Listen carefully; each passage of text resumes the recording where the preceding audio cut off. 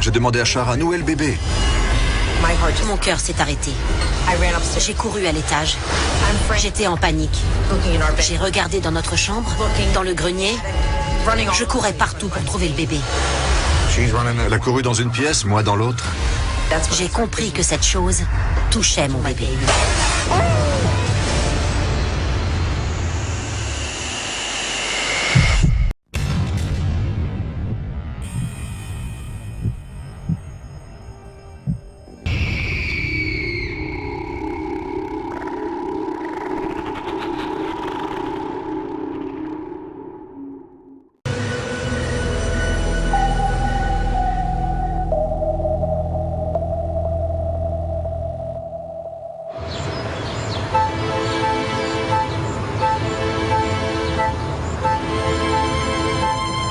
C'est ici, dans la banlieue de Philadelphie, que Sharon rencontre son mari Gus et qu'ils décident de s'installer ensemble.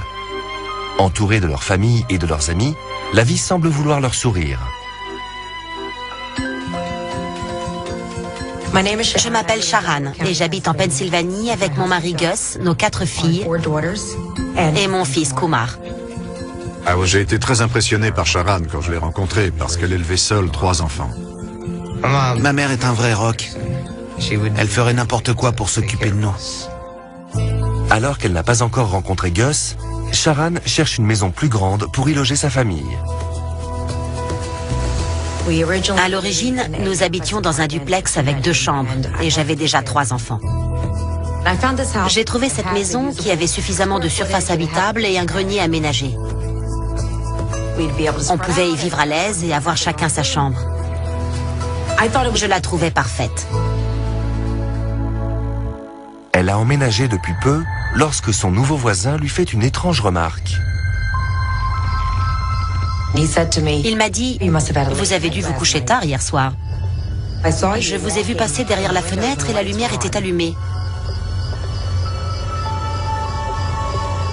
J'ai répondu que non. Mais il a insisté en me montrant la fenêtre de la chambre. Si, je vous ai vu. Je n'étais pas dans la maison. J'ai supposé que c'était l'ancien propriétaire qui finissait de nettoyer.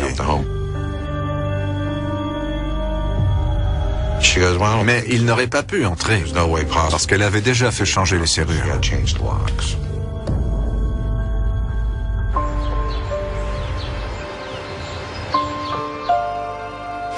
J'ai une chatte qui s'appelle Samantha. En général, elle est très tranquille. Quand on a emménagé dans la maison, elle a commencé à devenir nerveuse. Quelque chose la dérangeait. Elle miaulait de façon très bizarre. Je me suis dit qu'elle avait peut-être mal quelque part, mais pas du tout. Physiquement, tout allait bien. Je m'appelle Donna, je suis une amie de Sharon et je travaille depuis 18 ans dans une clinique vétérinaire. Le miaulement que poussait ce chat était un miaulement de peur.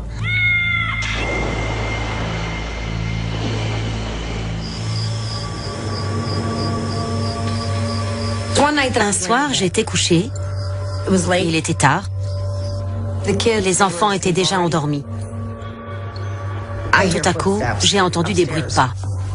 Juste au-dessus de ma tête, dans le grenier. Ils allaient et venaient. J'ai coupé le son de la télévision. Je les entendais toujours. J'étais seule et j'avais peur. Les nuits passent et Sharon continue d'entendre des bruits en provenance du grenier. Tous les soirs, elle entendait des bruits de pas. J'ai appelé Gus en lui disant que j'avais l'impression que quelqu'un montait les escaliers. Pour moi, c'était forcément les voisins ou un bruit extérieur.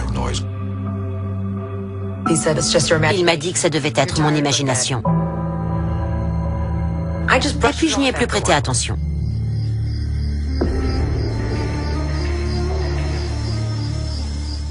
Des semaines plus tard, Gus emménage dans la maison avec elle et le couple débute une nouvelle vie à 2. Nous avons décidé de nous marier. Puis j'ai découvert que j'étais enceinte. Nous étions au 7e ciel en apprenant la nouvelle. Sharan a accouché d'une petite fille, Niva. Nous étions ravis. Nous étions très heureux d'avoir un bébé.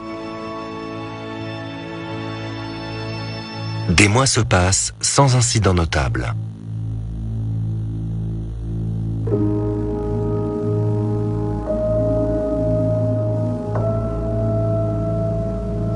Un après-midi, je rentrais du lycée.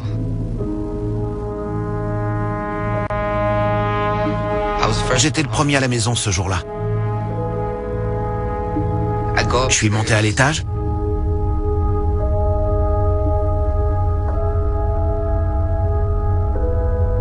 Et j'ai pas pu ouvrir la porte de ma chambre. Elle a pas de serrure. J'ai tourné la poignée, j'ai essayé de pousser pour l'ouvrir. Mais c'était impossible. En rentrant, j'ai essayé de l'ouvrir à mon tour. J'ai appuyé de tout mon poids dessus. J'ai donné des coups d'épaule pour qu'elle cède. On a fini par l'ouvrir et on a vu que ma chaise la bloquait. Mon fauteuil de bureau était coincé sous la poignée pour qu'on ne puisse pas entrer. Elle avait été bloquée de l'intérieur.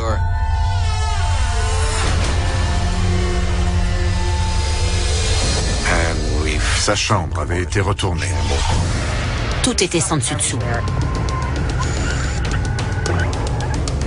Ses vêtements, ses guitares, ses livres étaient par terre.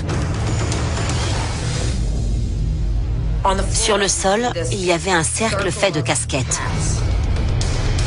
Au milieu du cercle, il y avait une poupée. Et une des baguettes de batterie de Kumar traversait la poupée. Elle était empalée. Nous avons regardé partout pour vérifier que personne n'était entré par effraction, mais nous savions que c'était très peu probable. Gus m'a dit, c'est forcément Kumar, ce n'est pas moi. Kumar est un garçon très sage en général. Est-ce qu'il essayait de nous faire marcher? Peut-être. C'était pas moi. Il n'y a qu'une seule manière d'accéder à la chambre, c'est la porte d'entrée. Sinon, il faudrait escalader 2 étages pour atteindre la fenêtre. Je ne voulais pas qu'il reste seul dans cette chambre. Alors il a dormi sur un matelas dans notre chambre pendant quelques jours. De nouveau, plusieurs semaines se passent sans qu'il y ait d'incident. Je suis rentré un soir, il n'y avait personne et je suis allé à la cuisine. J'ai pris un verre et j'ai senti quelqu'un surgir derrière moi, entre ma nuque et mon épaule. Ça m'a fichu une peur bleue. Je me suis retourné et j'ai vu cette chose. On aurait dit un nuage de fumée qui aurait une forme humaine. La chose s'est retournée, elle a traversé le réfrigérateur et elle a descendu les escaliers qui mènent au sous-sol. Je l'ai prise en photo avec mon portable.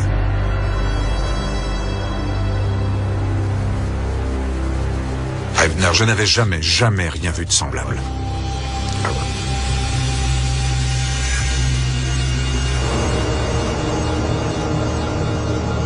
Gus était sous le choc. C'est le moment qui a tout changé pour lui parce qu'il ne pouvait plus nier en bloc. Ça m'a convaincu. Au fil des jours, les phénomènes prennent de l'ampleur.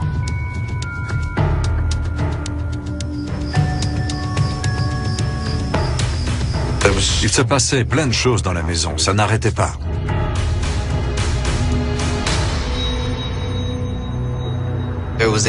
Les lustres se balançaient au plafond. Le grenier était mis sans dessus-dessous. Nous vivions constamment dans la peur.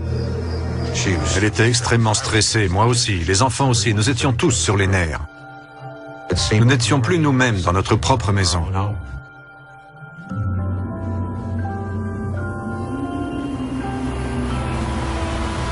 Un matin, nous avions conduit les enfants à l'école. Nous étions seuls à la maison, Gus, moi et le bébé.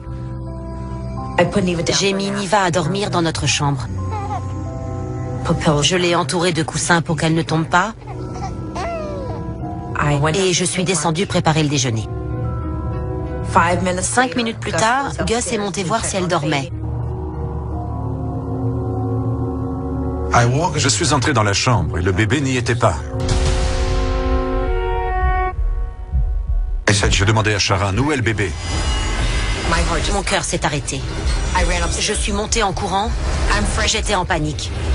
J'ai regardé dans notre chambre, dans le grenier. Je courais partout pour trouver le bébé. Elle a couru dans une pièce, moi dans l'autre. Et puis, dans la chambre de Kumar, j'ai vu un bout de sa couverture rose dépasser de la chaise. Elle était installée dans le fauteuil de Kumar, la couverture posée sur elle. Je l'ai attrapée. J'ai enlevé la couverture, j'ai vérifié qu'elle allait bien. Et puis j'ai explosé en sanglots dans les bras de Gus. Je lui ai dit, il faut que tu fasses quelque chose. Il m'a serré contre lui, c'est tout ce qu'il pouvait faire. C'est une des pires sensations au monde, que de savoir qu'on n'est pas à l'abri dans sa propre maison et que tout peut arriver. Nous en avions assez d'être sur les nerfs, assez que les enfants soient terrifiés. Nous ne pouvions pas rester comme ça. Nous avions besoin d'aide. Sharan et Gus contactent alors l'association paranormale de Pennsylvanie. Je m'appelle Mark Case, je suis le directeur de l'association paranormale de Pennsylvanie qui a été fondée en 2005. Nous avons installé notre matériel. 4 caméras à infrarouge, des enregistreurs de voix numériques, plus 2 caméras à infrarouge fixes. L'équipe procède à une séance de PVE dans la chambre de Gus et Sharan. Les PVE, ou phénomènes de voix électronique, sont considérés comme étant la voix des esprits désincarnés. Paul était assis sur le radiateur. Y a-t-il quelqu'un ici avec nous? Y a-t-il un message que vous aimeriez faire passer? La pièce est devenue très très froide. Je suis assis sur le radiateur. Il est chaud et pourtant je commence à avoir froid. 23 degrés 5. 22 degrés 6, 22 5. Selon certains, les esprits s'approprient l'énergie, ce qui fait baisser la température d'une pièce. Si vous veniez près de moi, vous pourriez faire baisser la température. 19 degrés 9. 19 7. Descendons jusqu'à 19. Je sens le changement de température. On est à 19,2.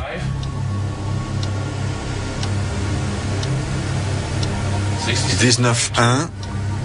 Ça fait une sacrée baisse, on était à plus de 23. Et franchement, le chauffage est à fond. Là, on est à 17,5. On a perdu 6 degrés.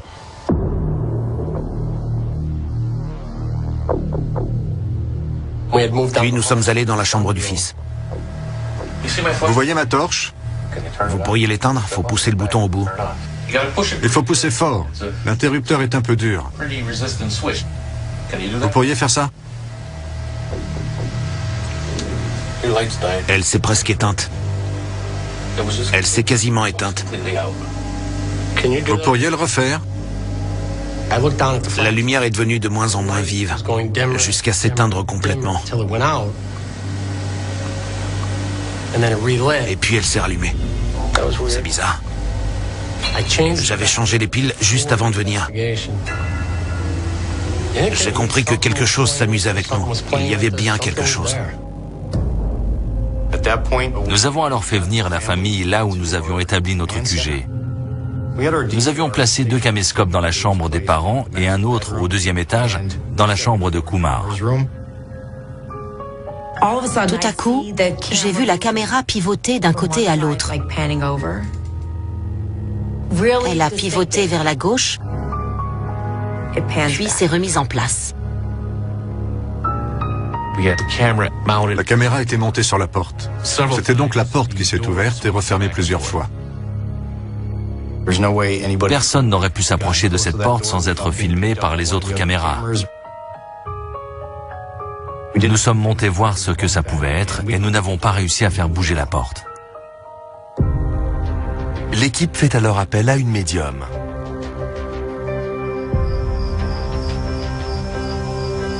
Je m'appelle Virginia Santrillo.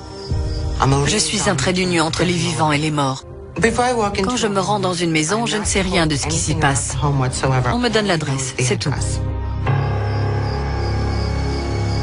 On l'a laissé se déplacer dans la maison. Je me suis dirigée vers la salle à manger et la cuisine. J'ai tout de suite senti une énergie de ce côté-là. Puis je suis montée à l'étage et je me suis arrêtée dans la chambre du fils. Cette maison est très ancienne.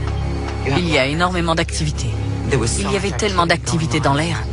Vous avez senti? Il y a eu un petit changement. Je sentais l'énergie dans la pièce. Ici, c'est très très fort. Alors j'ai dit, allons, faites quelque chose. Grossière erreur. Tout à coup, j'ai eu l'impression qu'on m'étranglait. Ces entités voulaient se faire connaître. Elles me disaient en gros, c'est chez nous, qu'est-ce que vous faites là?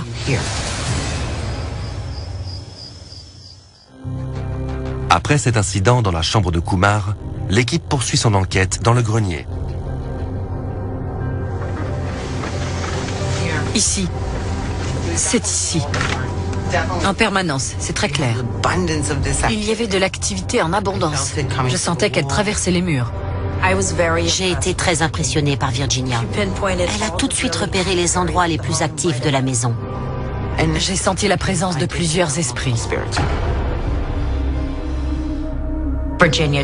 Virginia nous a dit que beaucoup de choses qui s'étaient passées dans la maison pouvaient avoir contribué à la présence d'énergie spirituelle ou résidente et que c'était à elle que nous étions confrontés. J'ai fait quelques recherches et j'ai effectivement remarqué que la maison avait changé de propriétaire 5 ou 6 fois sur une période de 5 ou 6 ans. J'ai compris que ce n'était peut-être pas parce que la maison ne leur convenait pas. Peut-être qu'ils avaient peur. D'après ce que la famille nous avait raconté des phénomènes présents, ce que Virginia avait senti et ce que nous avions pu enregistrer avec notre matériel, nous avons conclu qu'il s'agissait d'un poltergeist. Poltergeist est un mot d'origine allemande qui signifie fantôme qui fait du bruit. Différentes choses peuvent provoquer la présence de poltergeist. Ça peut être l'énergie de la maison elle-même, son histoire. Ça peut aussi venir des gens qui habitent la maison. S'il y a des choses stressantes qui se passent dans ce couple, il arrive que les entités le sentent et s'en nourrissent. Ils s'attachent à vous et ne vous lâchent plus. Et plus la famille est effrayée, plus les esprits pensent qu'il s'agit d'un jeu. Il était temps de relâcher ces âmes perdues. Il fallait libérer ces entités. Virginia tente alors d'aider les esprits à passer dans l'au-delà. Elle recommande à la famille de quitter la maison. J'ai allumé une bougie pour qu'ils puissent trouver leur chemin dans l'obscurité. Et puis j'ai commencé à réciter mes prières. Notre Père qui es aux cieux, que ton nom soit sanctifié, que ton règne vienne, que ta volonté soit faite sur la terre comme au ciel. Nous avons fait un peu de méditation. On s'est tous assis à table, les pieds à plat, les mains en l'air, on a fermé les yeux et on s'est relaxé. Concentrez-vous sur le centre. Je vais vous demander d'avancer et de faire confiance à mes anges. J'ai demandé à ces âmes de passer dans l'au-delà, passer au travers de la lumière. Continuez à vous nourrir de cette énergie. Et puis j'ai commencé à me sentir plus légère. Ils étaient donc sur le point de passer dans l'au-delà. Allez en paix. Vous devez aller retrouver vos proches.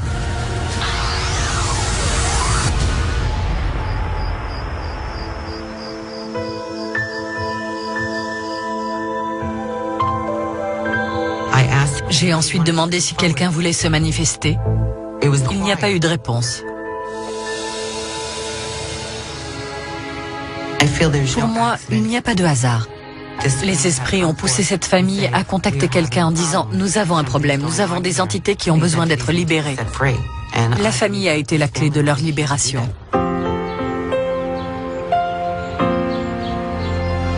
Quand tout a été terminé, j'étais très soulagée. L'atmosphère de la maison était plus agréable. Ça se sentait. Quelque chose avait changé. La maison était de nouveau chaleureuse. On s'y sentait bien. On ne ressentait plus cette pression. On ne se sentait plus oppressé. On n'avait plus peur de ce qu'on allait trouver en ouvrant une porte. Tout ça, c'était terminé. Samantha est redevenue beaucoup plus calme. Et nous avons simplement essayé de tourner la page, de reprendre le contrôle de notre vie de famille. Je me sens soulagée. Très soulagée pour les enfants, pour le bébé, pour le chat et pour nous.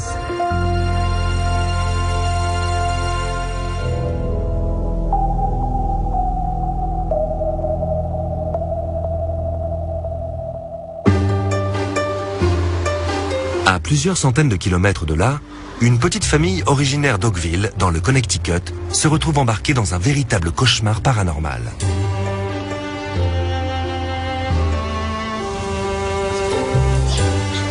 Je m'appelle Kimberly, je vis avec mon mari Mark, mon fils Matthew et ma fille Gillian.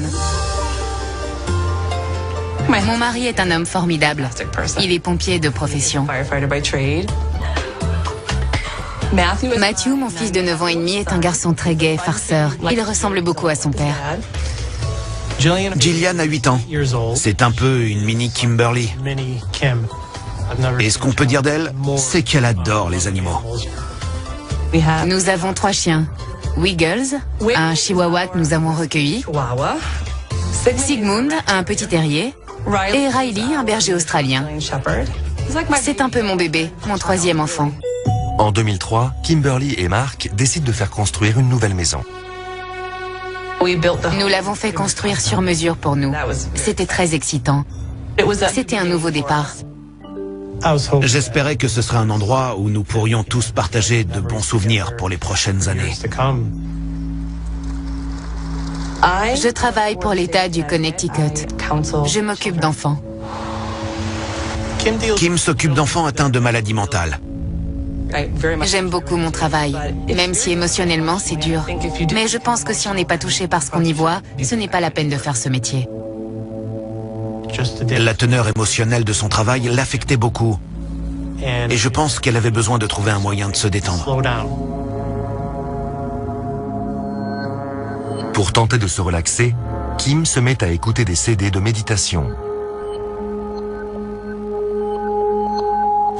Au début, j'ai tout de suite senti que ça me faisait du bien de me mettre comme ça dans un état de profonde relaxation. Je dormais mieux, j'étais beaucoup moins sur les nerfs. Un après-midi, alors que Kim médite seule dans la maison,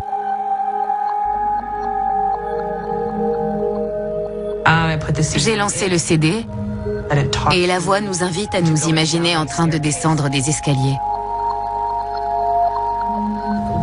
Au bas de ces escaliers,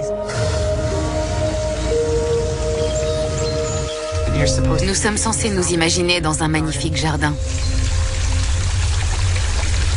Mais tout à coup, quelque chose de noir et de très inquiétant s'est rué vers moi à toute vitesse, avec énormément de force, et s'est mis à tourner autour de moi. J'ai eu la sensation d'être étouffée. Cette chose essayait de m'engloutir.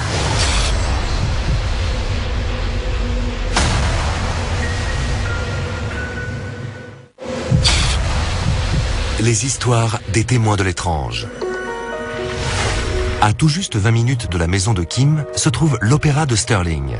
Cet ancien théâtre, qui a accueilli de nombreux comédiens de renom, est également équipé à la cave de cellules où furent enfermés à une époque les prisonniers de la ville. Après que le bâtiment ait été abandonné pendant des années, des ouvriers qui travaillent à sa réfection affirment aujourd'hui y voir des formes spectrales et y entendre des applaudissements fantômes. Pour certains, il s'agirait de l'esprit des comédiens disparus ou des prisonniers oubliés dans les entrailles de l'auguste bâtiment.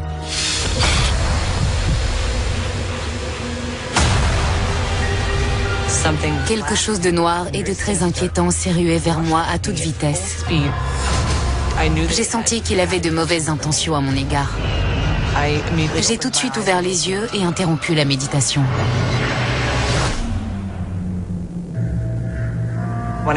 Quand je suis sortie de ma méditation, je ne savais pas quoi en penser. Je n'avais jamais rien vécu de semblable, du tout, de toute ma vie. Je n'y ai pas prêté attention. Sur le moment, je me suis dit que ce n'était pas bien grave. Comme toute personne rationnelle, j'ai essayé de trouver une explication logique à ce qui s'était passé. C'était peut-être le stress ou autre chose qu'elle ressentait et qui avait déclenché ça. J'ai interrogé des gens qui ont l'habitude de méditer. Ils m'ont répondu qu'ils n'avaient jamais entendu parler de ce genre de vision. Ça m'a mise mal à l'aise. Alors je me suis dit que si j'arrêtais la méditation, tout reviendrait à la normale. Mais ce n'est pas comme ça que les choses se sont passées.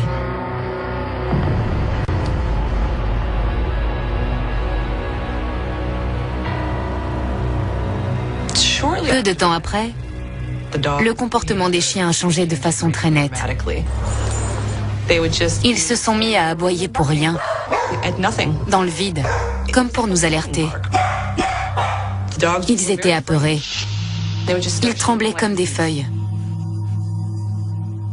Il y avait manifestement quelque chose qui les effrayait, et je ne savais pas ce que c'était. Les chiens aboyaient toujours quand je n'étais pas là. J'y ai pas prêté plus attention que ça. Pour moi, c'était normal que les chiens aboient. Kimberly se sent de moins en moins à l'aise dans sa maison.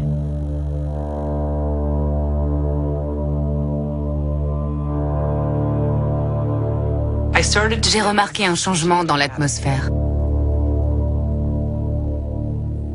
L'air me semblait littéralement plus lourd. Cela faisait 7 ans que nous habitions là et je n'avais jamais ressenti ça. Moi, je ne sentais rien. Il arrive qu'on exagère une situation lorsqu'on s'inquiète trop et notre esprit peut nous jouer des tours. Il pensait en toute sincérité que je ne dormais pas assez ou que mon imagination me jouait des tours. Cette situation a causé beaucoup de tensions entre ma femme et moi. Il n'y avait pas beaucoup de personnes à qui je pouvais en parler. Alors je me suis souvent tournée vers ma cousine Christy. Kim m'a raconté qu'elle avait vécu des choses bizarres en méditant et qu'elle sentait quelque chose d'étrange dans la maison. Je l'ai tout de suite cru. C'est quelqu'un de très honnête. J'étais sûre que ce n'était pas son imagination. J'étais très inquiète chaque fois que je l'avais au téléphone, surtout la nuit, quand Mark n'était pas là.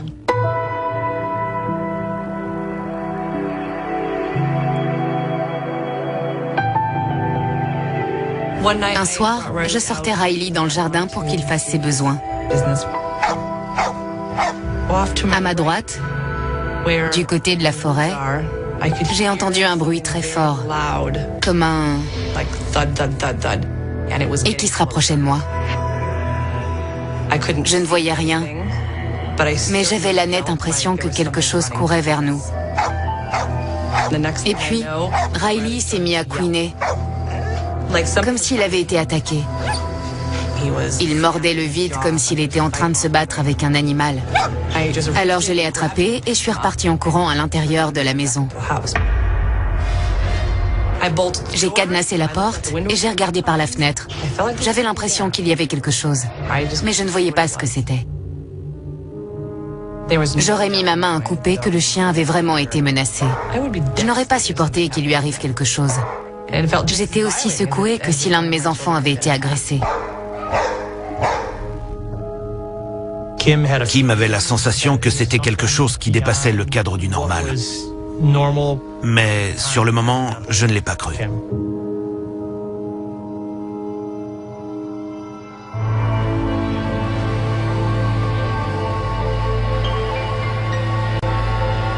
Un soir, j'avais couché les enfants. Et tout à coup, j'ai entendu mon fils crier d'une manière très inhabituelle. On aurait dit qu'il était terrifié ou que quelqu'un s'attaquait à lui. Ma première réaction a été de me précipiter. Je l'ai trouvé assis sur son lit avec une expression sur le visage que je n'oublierai jamais. Je lui ai demandé pourquoi il avait crié. Et il m'a répondu, « Maman, il y a des gens qui me parlent. Ils connaissent mon nom. » Ça m'a mis les larmes aux yeux. Il était vraiment terrifié et je ne savais pas comment l'aider. Ce soir-là, il s'est endormi avec les mains sur les oreilles. Il aurait été logique que je me demande si mon fils n'avait pas des troubles psychologiques. Mais j'ai tout de suite su que ce n'était pas ce qui se passait.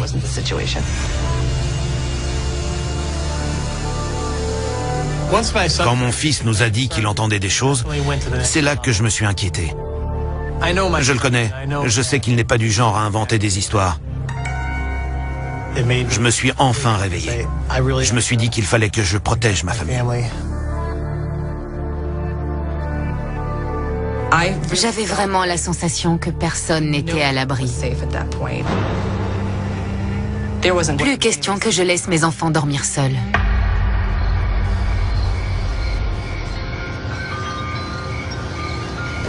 Une nuit, mon mari était au travail. Il était tard.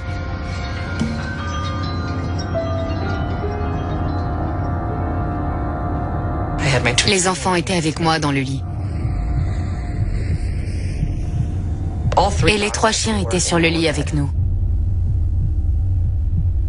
Je me sentais mal à l'aise dans ma chambre ce soir-là. Comme si je me sentais observée. Et à la seconde où j'ai éteint la lumière, quelque chose a attiré mon regard. Il y avait quelqu'un debout dans l'encadrement de la porte. Une forme humaine qui portait une sorte de capuche. Et puis, elle s'est mise à bouger. Elle a contourné le pied du lit. Et puis elle a tourné pour venir de mon côté. J'étais absolument terrifiée. Cette chose que j'avais vue dans mon esprit se trouvait à présent à 1,50 m de mes enfants endormis. Tandis que cette chose étendait son ombre au-dessus de nous, j'ai rassemblé tout le courage que j'ai trouvé en moi et je me suis tournée pour lui faire face. À la seconde où j'ai fait ça, elle a disparu.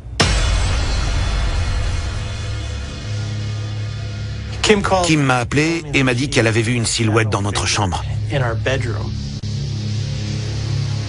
J'ai commencé à vraiment angoisser parce que j'étais inquiet pour la sécurité de ma famille. C'est comme si cette maison n'était plus la nôtre. Comme si quelque chose d'autre y avait emménagé sans qu'on l'y invite. Nous ne savions pas de quoi il s'agissait, ni comment nous en débarrasser. J'étais censé être celui qui s'occupe de tout, qui gère les problèmes et les fait disparaître. Mais dans ce cas-là, je ne pouvais rien faire et c'était extrêmement frustrant. C'est à ce moment-là que Mark et moi avons décidé qu'il était temps de faire appel à quelqu'un. Kim et Mark contactent une équipe locale d'enquêteurs du paranormal pour les aider à comprendre ce qui se passe.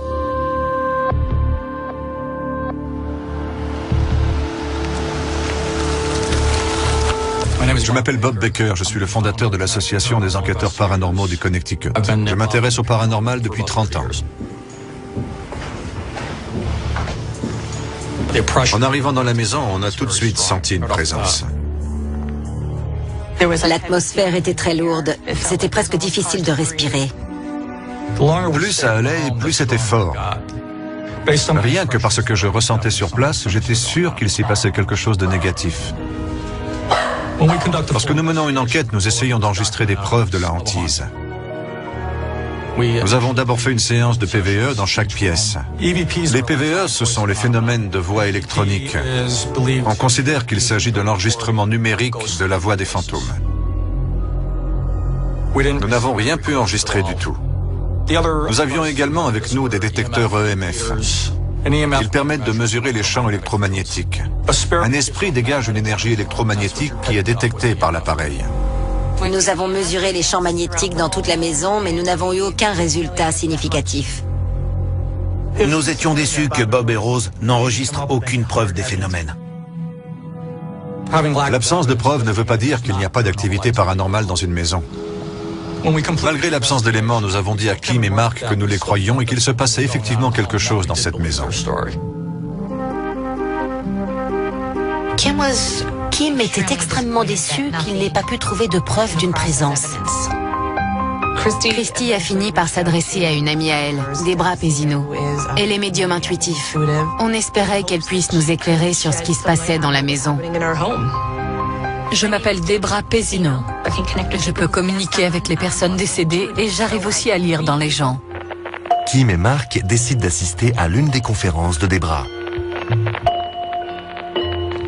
Lorsque nous sommes arrivés à la conférence, Debra a demandé à tout le monde de fermer les yeux pour une séance de méditation de groupe. Je me promène dans la salle et je sens des choses. Elle choisissait une personne et elle lui parlait de tous ses proches qui étaient décédés. Les gens étaient absolument estomaqués. Dans l'ensemble, la soirée s'est déroulée comme d'habitude. J'ai transmis des messages bienveillants. Mais lorsque je me suis approchée de l'endroit où était Kim, j'ai senti tout à coup comme une obscurité s'emparer de mon corps. L'esprit maléfique voulait s'approprier toute la conférence. Debra a décrit cette personne comme étant de ma famille. Cette entité masculine était en colère. Je n'avais jamais ressenti une présence comme celle-là dans une conférence, jamais. Elle s'est mise à imiter sa gestuelle et je l'ai tout de suite reconnue. C'était mon grand-père. Son message était « J'ai une dette à régler avec ma famille. Je n'ai pas terminé. » Je suis restée figée sur place, comme si j'avais eu le souffle coupé. Le grand-père de Kim est décédé à Halloween en 2005. Mon grand-père n'était pas quelqu'un de très sympathique. C'était quelqu'un qui se servait des autres et qui intimidait les gens pour les forcer à le respecter. Aujourd'hui encore, alors qu'il est mort, ses enfants ont toujours peur de lui. Je trouvais ça encore plus perturbant d'apprendre que c'était mon grand-père qui hantait la maison. En rentrant chez moi, je suis montée dans ma chambre. Je me sentais attirée vers un certain endroit dans la chambre. Je ne savais pas pourquoi. J'ai baissé les yeux et j'ai remarqué un sac en plastique transparent qui contenait beaucoup des bijoux de ma grand-mère. J'ai commencé à fouiller dedans et je suis tombée sur un bijou que je n'avais jamais vu. Il y avait un pentagramme dessus. J'ai eu la nausée. J'ai instantanément eu envie de vomir. Je me souvenais vaguement avoir récupéré ce sachet et que c'était à peu près au moment où les phénomènes avaient commencé à se manifester. J'ai découvert le comportement de mon grand-père sous un tout nouveau jour. Je me suis alors adressée à d'autres membres de ma famille et à chaque fois, ils me fournissaient une nouvelle pièce du puzzle. J'ai passé beaucoup de temps chez mes grands-parents. Je me souviens qu'il y avait un grand dressing à l'étage qui contenait une sorte de statue, une sorte de bouc avec des cornes, très effrayante. D'autres membres de ma famille se souvenaient d'une Bible satanique qui appartenait à mon grand-père. Chez mon grand-père, il y avait des pièces dans lesquelles personne n'avait le droit d'aller. Personne. Il y avait une porte à la cave que nous n'avions pas le droit de franchir. Il organisait des fêtes avec beaucoup de gens que nous ne connaissions pas et qui avaient l'air de pratiquer des rituels. Cela faisait trop d'éléments concordants pour qu'il s'agisse d'une simple coïncidence. Mise bout à bout, ces choses indiquaient que mon grand-père pratiquait certainement les sciences occultes. Kim fait immédiatement part de ses révélations sur son grand-père à Bob Baker. J'ai appris que le grand-père pratiquait les sciences occultes et je savais que c'était le genre de choses qui ouvre les portes à toutes sortes d'activités démoniaques. Kim avait eu envie de vomir en trouvant le pentagramme. Il y avait de fortes chances que quelque chose soit lié à ce bijou. N'importe quel objet chargé d'énergie négative placé dans une maison va ouvrir ses portes à toutes sortes de présences néfastes. Lorsque Kim avait débuté la méditation, c'était quelque chose d'agréable. Et puis les choses avaient évolué au fur et à mesure. Lorsqu'il y a une présence maléfique dans une maison, il vaut mieux éviter de méditer. Lorsque vous ouvrez grand votre esprit et permettez à ces choses-là d'y entrer. Nous savions que nous ne pouvions pas prendre ce risque. Nous avons décidé de pratiquer un exorcisme de la maison. Un exorcisme, c'est une purification de la maison. On récite des prières pour débarrasser la maison des entités maléfiques ou démoniaques qui s'y trouvent. Nous sommes venus avec un évêque et nous avons tout installé.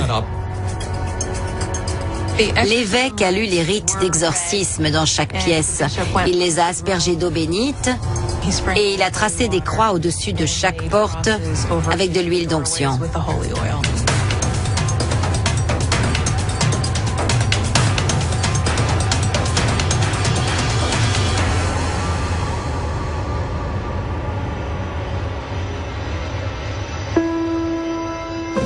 Après l'exorcisme, on a senti que la maison était plus calme, que l'atmosphère y était plus respirable.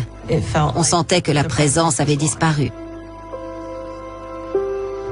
Depuis l'exorcisme, tout va beaucoup mieux dans la maison.